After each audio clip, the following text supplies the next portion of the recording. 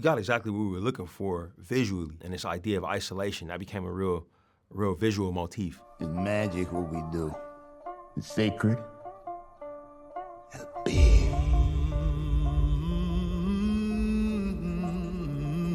I would say directing the music performances in the film were quite challenging.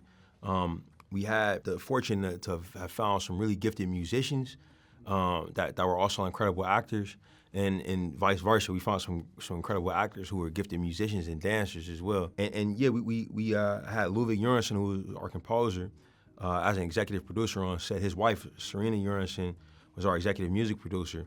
And them and their entire staff were on set, every day to weigh in and make sure that we were going about the process the right way. Chris Welker, who's our production sound mixer, is also a musician and had done a lot of work, music-driven stories. He had some great ideas and ways for us to weigh in terms of using playback and show mixes, and we had all of our capabilities there at the same time, and it was a phenomenal opportunity to just capture the story from that perspective, from the perspective of the musical as well. In terms of crafting the cinematic language for Sinners, specifically the visual language, I work with Autumn, where we pull a lot of stills, we talk about a lot of movies.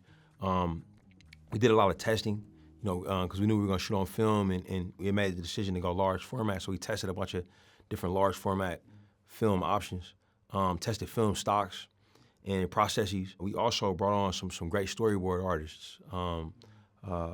Louis Gonzalez was somebody who I've been working with since the Panther films. He was a storyboard artist at Pixar for many years. Kind of worked with Brad Bird a lot. Did like the Iron Giant and later on, the Incredibles over at Pixar with him. And Louis came on the board quite a few of the sequences. And we had a few other board artists that took on some great sequences as well. Todd Harris boarded the surreal montage for us, and a good friend of mine named Andrew Horta boarded a few select scenes as well. But yeah, we would work with those board artists to get the film how we liked it. Work with our assistant director to figure out our schedule, make sure we can have enough time allotted for it. And the other piece was just all of the twin work that was happening with Mike B. Figuring out that process, making sure you had enough time to develop the characters and develop the dialect and the physical mannerisms. Setting him up with a twin consultant, two twin consultants, I should say, as a set of twins, who could kind of talk to him about the psychology that goes, in the coming up as an identical twin.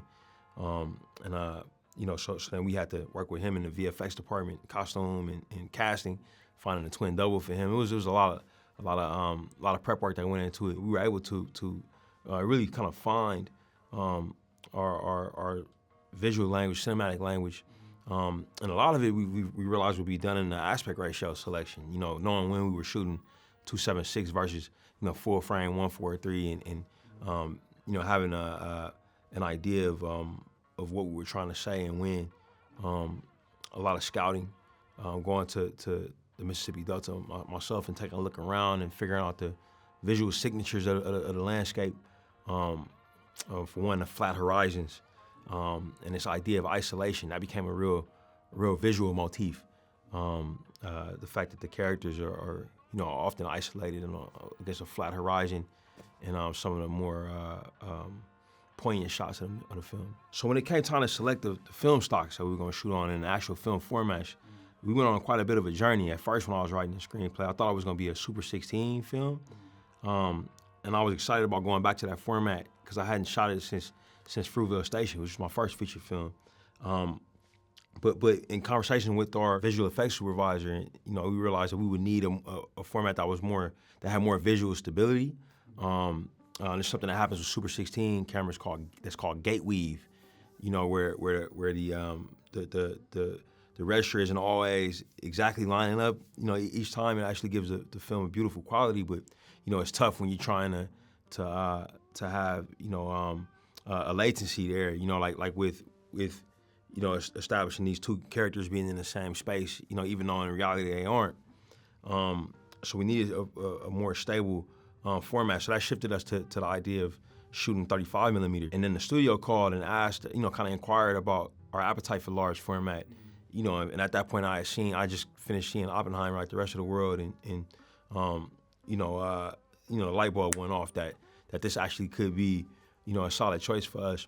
Where we physically tested, I think we were like out in Lancaster or Palmdale, but we were in Los Angeles, for that physical test. We weren't in the South for the original test when we got those cameras from Panavision and IMAX and that film stock from Kodak. But we went out to where we could find a flat, landscape, kind of in these salt flats, where they do a lot of car commercials and things like that. It was Autumn's idea to be there. She had shot there quite a bit. We got exactly what we were looking for visually. We put a model out in stark, black and white clothing, and then later on, like with some stuff with a little bit more texture, dark complexion, just to see, like what it would feel like, and we tested, as much as we could. And when we put it up for the first time, both that photo came when we watched some film prints projected, but also when we watched the scans at the IMAX headquarters, man, our decision was kind of clear. So the first step creatively with my heads of department is usually just making sure that they have the time, because they all are really successful, really busy. For Sinners, I actually had one of my producers, Coogler, reach out and call Ruth Carter and Autumn Arkapaw, Hannah Beekler, and just let them know, Andy Gill, my stunt guy, just to let them know that it was looking like this thing was going to be happening, and giving them a general timeline of top of 2024. We gave them a little bit of context that it was set in the 1930s, that it was going to be dealing with Delta blues culture. From there, I usually follow up with the screenplay, in a conversation with this movie. I had done a lot of research while I was writing, so Eudora Welty's work, she had a lot of photography from that period that was, together in a collection of a couple books. I sent those books to the HODs. Also sent a couple books, one by a guy named Robert Palmer. It's called Deep Blues.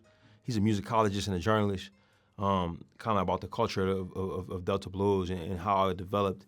And another one called Blues People by Leroy Jones, who eventually changed his name to Amiri Baraka. So I sent those books out as well. There was also a lot of playlists, a lot of music playlists, and then like a kind of a film playlist, like the movies that I thought folks should watch. In anticipation of our prep period. A big one was The Thing by John Carpenter. A Jeremy Saulnier movie called Green Room was on there, kind of at the top of the list.